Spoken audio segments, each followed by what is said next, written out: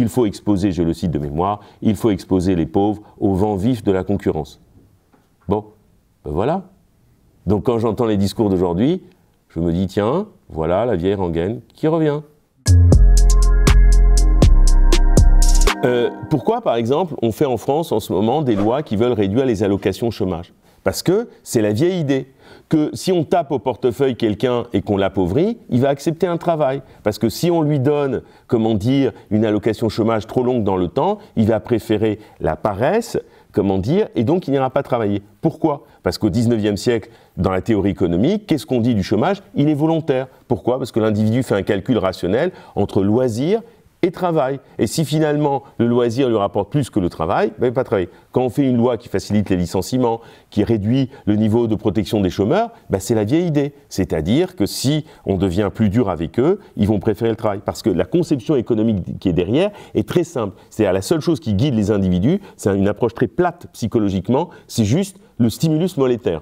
Je te donne de l'argent, tu vas bosser. Si je t'en donne trop sous forme d'allocation, tu ne vas rien faire. Et donc, c'est ce qu'on a appelé le passage du welfare, c'est-à-dire l'état de bien-être, au workfare. C'est-à-dire il faut que c'est un état-providence qui pousse au travail, parce qu'il y a une anthropologie négative qui derrière dit l'individu, il a tendance à être paresseux, il veut profiter. Mais si on le tape au portefeuille, ben, il va être sérieux, il va aller chercher un boulot. Et donc les lois de flexibilisation sur le marché du travail participent de cette philosophie très très ancienne. 1834, exposons les pauvres au vent vif de la concurrence. Si on regarde l'État et le marché comme deux entités qui s'affrontent, en pensant que l'État est une espèce d'entité qui n'est pas contaminée par la logique du marché, qui n'est pas contaminée par la logique du privé, on se plante. Et on pense alors que l'État vit dans son coin avec un système, une logique qui lui est propre, et le marché vit dans son coin, et de temps en temps, il y a des affrontements entre les deux. Or, ce n'est pas le cas. C'est que progressivement, et la LOLF, on va être un exemple, et je vais l'expliquer tout de suite, progressivement, eh bien, qu'est-ce qu'on va voir? On va voir que l'État, dans sa manière de penser ses administrations, de penser son budget, de penser son organisation, va se penser de plus en plus comme une entité privée et comme de plus en plus une entité marquée par les catégories de la finance. C'est-à-dire la transformation progressive de services publics en services qui ont été pensés de manière financière, où l'objectif, c'était la rentabilité. Donc la logique d'usager a disparu au profit de la logique du client, créant des inégalités. Donc, en apparence, les services publics sont là, mais comme le dit très bien Nadège Vézina, progressivement, les gens ne sont pas contents, et de ce pas content, ça va ouvrir la porte à encore un peu plus à la logique de mise en concurrence. Le service public, peu importe le pays, c'est encore l'expression de la propriété collective. C'est-à-dire quelque chose qui ne relève pas de la propriété privée.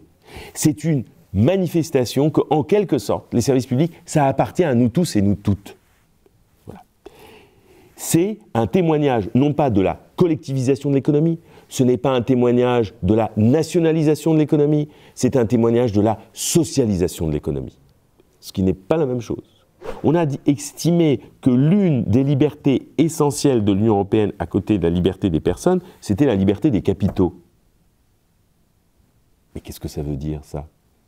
La liberté d'établissement, c'est-à-dire qu'en gros, on a dit, vas-y, fabrique des paradis fiscaux ici, il n'y a pas de problème. Et quand les capitaux peuvent circuler là où ils veulent, comme ils veulent, ben, c'est le meilleur moyen pour exercer un chantage. Tu ne me donnes pas un cadre législatif fiscalement, socialement favorable, je vais ailleurs. Et comme c'est une liberté fondamentale qui est assurée par le droit, ben, on ne peut pas revenir là-dessus. Elle est aussi fondamentale que le fait que quand on vient ici, eh bien, c'est l'espace Schengen, c'est libre, voilà, on ne demande pas de visa, on ne demande pas de papier, on va, on vient, etc. Et on a dit que le capital, il a le droit à la même liberté que ce que nous faisons. Et après, on a construit un truc très bizarre, quand même, je tiens à le dire, une union dans laquelle existent des paradis fiscaux. Ce qui est quand même étrange. Et le principe du paradis fiscal, c'est quoi? C'est d'essorer les recettes publiques de son voisin. Et c'est toute l'ambiguïté, je ferme la parenthèse, de la construction européenne. Les 27 que nous sommes, on est des partenaires ou on est des concurrents? Qu'est-ce qu'on est en fait?